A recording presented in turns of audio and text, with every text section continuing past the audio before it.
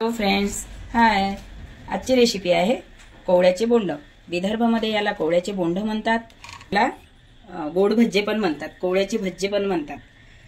हे बघा, चला तुम्ही कोवळ्याची भाजी पण खाल्ली आणि पराठे पण खाल्ले, तर आता हे डिश स्वीट डिश आहे.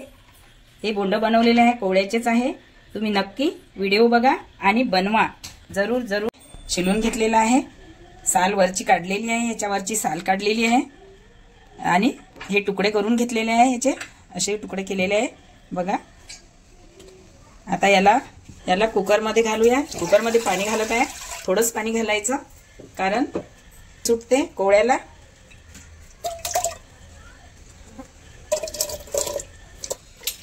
दोन ते 3 मिनिटं कव्हर करून ठेवू. कुकर बंद केलेला आहे. याला आता 2 ते 3 मिनिटं गॅसवरती ठेवायचं. एक शिटी झाली का उचलून घ्यायचं. झालेलं आहे,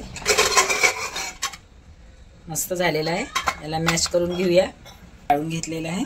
हे छन्नीमध्ये कुकरमध्ये घालायचं. कुकरातलं याला मॅश करून घ्यायचं. याला आता असं मॅश करून घेत आहे.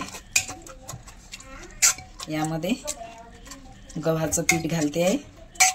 पूर्ण याला असं मॅश करून घ्यायचं. त्यानंतर एक वाटी गव्हाचं पीठ घालत आहे. यामध्ये गव्हाचं पीठ घातलेलं आहे.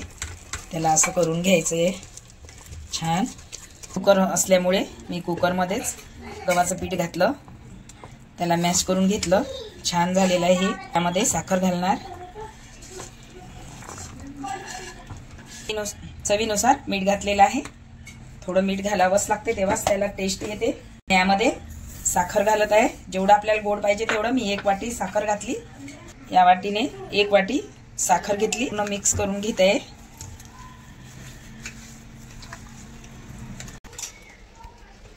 याला पूर्ण असं मॅश करून घ्यायचं.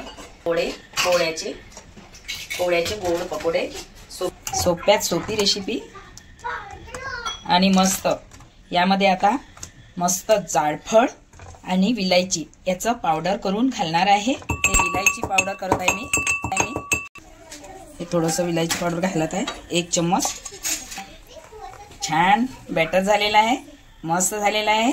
आता आपण याचे भज्जे काढणार आहे. विदर्भामध्ये याला बोंड म्हणतात, कोणी गोड भजे म्हणतात.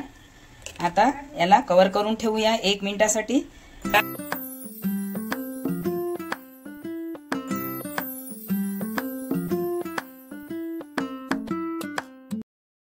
गरम गरम नाश्ता.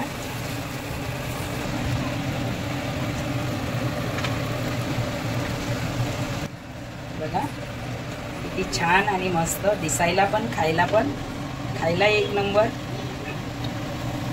तेल झरू द्यायचं. यामध्ये तेल खूप राहते, तर त्याला असं प्रेशर करून घ्यायचं. डिश तयार आहे. कोवळ्याचे बोंड तयार आहे. चला बघा कसे बनले ते. व्हिडिओ बघा आणि माझ्या चॅनलला सबस्क्राईब करा, शेअर करा, लाईक करा आणि बेल आयकॉन दाबायला विसरू नका.